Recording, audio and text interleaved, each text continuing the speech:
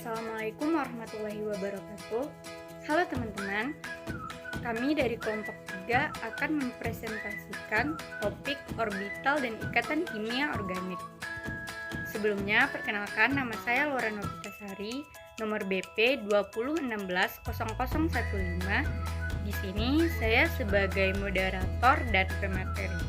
Assalamualaikum warahmatullahi wabarakatuh. Perkenalkan, saya Dila Putri Alisa, nomor BP 20160014.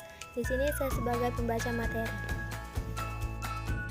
Assalamualaikum warahmatullahi wabarakatuh. Nama saya Emrayana Deris dengan nomor BP 20160017. Saya di sini sebagai pembaca materi. Assalamualaikum warahmatullahi wabarakatuh. Perkenalkan, nama saya Wira Fadila, BP 20160018. Saya sebagai pembaca materi. Assalamualaikum warahmatullahi wabarakatuh. Perkenalkan, saya Tri Farida, nomor BP 20160019. Di sini saya sebagai pembawa materi. Terima kasih. Assalamualaikum warahmatullahi wabarakatuh. Perkenalkan, nama saya Sri Novriningsih, nomor BP 20160020. Di sini saya sebagai pembaca materi. Assalamualaikum warahmatullahi wabarakatuh. Perkenalkan, nama saya Dewa Syafira Resa, nomor BP 20160021. Di sini saya sebagai pembawa. Baiklah, di sini saya menjelaskan tentang sejarah mekanika kuantum. Sejarah mekanika kuantum pada dasarnya dimulai dengan sejumlah penemuan ilmiah yang berbeda.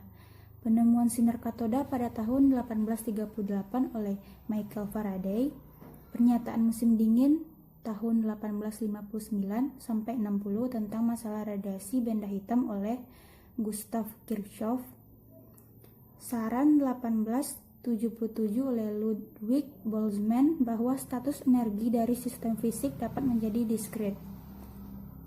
Penemuan efek fotolistrik oleh Heinrich Hertz pada tahun 1887 dan hipotesis kuantum 1900 oleh Max Planck bahwa setiap sistem atom yang memancarkan energi secara teoritis dapat dibagi menjadi sejumlah elemen energi diskrit elemen. Sedemikian rupa sehingga masing-masing elemen energi ini sebanding dengan frekuensi V yang masing-masing diantaranya memancarkan energi secara individual. Baiklah teman-teman, mekanika kuantum berasal dari mekanika klasik. Mekanika klasik ini terdiri atas mekanika Newtonian dan elektromagnetika klasik. Hal lain yang juga mempengaruhi mekanika klasik hingga terbentuk suatu mekanika kuantum adalah radiasi benda hitam. Benda hitam itu sendiri merupakan suatu benda yang dapat menyerap seluruh cahaya, hingga radiasi benda tersebut mampu menghasilkan spektrum warna yang kontinu. Tetapi, pada kenyataan eksperimen tersebut, benda hitam tersebut tidak mampu menghasilkan spektrum warna pada panjang gelombang pendek. Hingga akhirnya, teori tersebut mampu dipecahkan oleh teori Max Planck yang berkolaborasi dengan teori Einstein. Max Planck mengatakan bahwa suatu benda hitam tersebut hanya mampu memancarkan atau menyerap suatu cahaya jika benda tersebut dalam bentuk partikel-partikel kecil sebesar Hv, di mana V merupakan frekuensi partikel, sedangkan H merupakan konstanta yang dikenal dengan konstanta Planck, yaitu 6,6 kali 10 pangkat min 34 Joule. Hasil dari pengukuran atau paket tersebut dikenal dengan kuantum. Baiklah, saya akan menjelaskan tentang teori gelombang. Yang pertama, teori de Broglie, yaitu seorang fisikawan Prancis yang mengemukakan bahwa materi juga berperilaku seperti gelombang. Berawal dari persamaan Einstein yang menyebutkan bahwa energi sama dengan cahaya dikali momentum foton, sehingga didapatkan H per amdal sama dengan T. Dengan meningkatnya ukuran partikel, panjang gelombang menjadi lebih pendek. Jadi, untuk partikel makroskopik, partikel tidak dimungkinkan mengamati difraksi dan fenomena lain yang berkaitan dengan gelombang. Untuk partikel mikroskopik seperti elektron, panjang gelombang materi dapat diamati. Pola difraksi elektron diamati pada tahun 1927 dan membuktikan teori de Broglie. Terlihat pada tabel panjang gelombang materi seperti berikut. Yang kedua, prinsip ketidakpastian Heisenberg, yaitu seorang fisikawan Jerman yang menyatakan bahwa tidak mungkin menentukan secara akurat posisi dan momentum yang sangat kecil semacam elektron. Untuk mengamati partikel, seseorang harus meradiasi partikel dengan cahaya, sehingga tumbukan antara partikel dan cahaya foton akan mengubah posisi dan momentum partikel. Heisenberg menjelaskan bahwa hasil kali antara ketidakpastian delta X dan ketidakpastian momentum delta P akan bernilai sekitar konstanta Planck, seperti yang terlihat pada rumus berikut ini. Baiklah teman-teman, di sini saya akan melanjutkan presentasi dari teman saya tadi, yang mana tadi telah membahas tentang teori de Broglie dan persamaan dari Heisenberg. Selanjutnya yaitu persamaan Schrödinger. Persamaan Schrödinger ini muncul bermula dari fisikawan Austria yang bernama Erwin Schrödinger pada tahun 1887 sampai 1961. Ia mengusulkan bahwa persamaan de Broglie dapat diterapkan tidak hanya untuk gerakan bebas partikel, tetapi juga gerakan yang terikat seperti elektron dalam atom. Dengan memperluas ide ini, ia merumuskan sistem mekanika gelombang. Pada saat yang sama, Heisenberg juga mengembangkan sistem mekanika matriks. Kemudian hari kedua, sistem ini disatukan dalam mekanika kuantum. Dalam mekanika kuantum, keadaan sistem dideskripsikan dengan fungsi gelombang karena persamaan ini memiliki persamaan yang sama yang mengungkapkan gelombang di fisika klasik. Maka dari itu, persamaan ini disebut dengan persamaan gelombang Schrödinger dengan rumus persamaan sebagai berikut. Oke teman-teman, saya di sini akan menjelaskan tentang orbital atom. Apa sih orbital atom itu?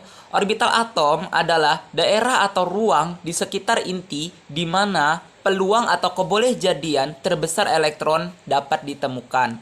Setiap orbital dapat menampung 2 elektron dan orbital yang berbeda memiliki bentuk yang berbeda. Contohnya apa? Contohnya adalah subkulit S, dia bentuk orbitalnya seperti berbentuk sebuah bola. Sedangkan subkulit P, dia memiliki orbital berbentuk 3 dumbbell. Orbital-orbital tersebut bergabung membentuk suatu subkulit dan subkulit bergabung membentuk kulit atau tingkat energi. Bentuk orbital ditentukan oleh subkulit dan elektron atau ditentukan bilangan kuantum azimut sama, maka bentuk orbitalnya juga sama, sehingga yang membedakan hanyalah tingkat energinya. Oke, di sini saya akan menjelaskan tentang macam-macam bentuk dari orbital atom. Yang pertama adalah orbital S. Orbital yang paling sederhana adalah orbital S ini. Setiap subkulit S terdiri atas satu buah orbital yang berisi 2 elektron. Orbital S dia berbentuk bola simetri yang menunjukkan bahwa elektron memiliki kerapatan yang sama jika jarak dari inti atom juga sama. Semakin jauh letak elektron dari inti atom, kerapatannya juga semakin rendah. Nilai bilangan kuantum utama suatu orbital mempengaruhi ukuran orbital tersebut. Semakin besar nilai bilangan kuantum utama, ukuran orbitalnya juga semakin besar. Oke, yang kedua adalah bentuk orbital P. Bentuk orbital P seperti balon yang terpilin. Kepadatan elektron tidak tersebar merata, melainkan konsentrasi dalam 2 daerah yang terbagi sama besar dan terletak pada 2 sisi berhadapan dari inti yang terletak di tengah. Subkulit P terdiri atas 3 orbital yang dimana tiap orbital mempunyai bentuk yang sama. Biasanya orbital P digambarkan menggunakan satu kumpulan sumbu X, Y, dan Z sehingga diberi tanda PX, PY, dan PZ. Oke, yang ketiga adalah bentuk orbital D dan bentuk orbital F. Setiap subkulit D terdiri atas 5 orbital dengan bentuk kelima orbital yang tidak sama. Arah orientasi dari orbital D dapat dibedakan menjadi 2 kelompok, yaitu yang berada di antara sumbu terdiri atas 3 orbital, yaitu orbital DXY, DXZ, dan DYZ. Dan yang berada pada sumbu terdiri dari 2 orbital, yaitu dx kuadrat, y kuadrat, dan dz kuadrat. 4 orbital mempunyai bentuk yang sama, dan setiap orbital mempunyai 4 lobe kepadatan elektron. Adapun perbedaannya terletak pada arah berkumpulnya kepadatan elektron tersebut. Sementara itu, satu orbital lagi dia mempunyai bentuk yang berbeda, tetapi dia memiliki energi yang sama dengan keempat orbital D lainnya. Lalu orbital F, dia mempunyai bentuk orbital yang memang sangat lebih rumit dibandingkan dan lebih kompleks dibandingkan dengan orbital D. Dengan setiap subkulit F, dia mempunyai 7 orbital dengan energi yang setara. Orbital ini hanya digunakan untuk unsur-unsur transisi yang letaknya lebih dalam. Terima kasih. Orbital molekul adalah hasil tumpang tindih dan penggabungan orbital atomik pada molekul. Jumlah molekul yang bergabung sama dengan jumlah atomik yang bergabung. Bila 2 atom yang bergabung masing-masing menyediakan 1 orbital atomik, maka dihasilkan 2 orbital molekul.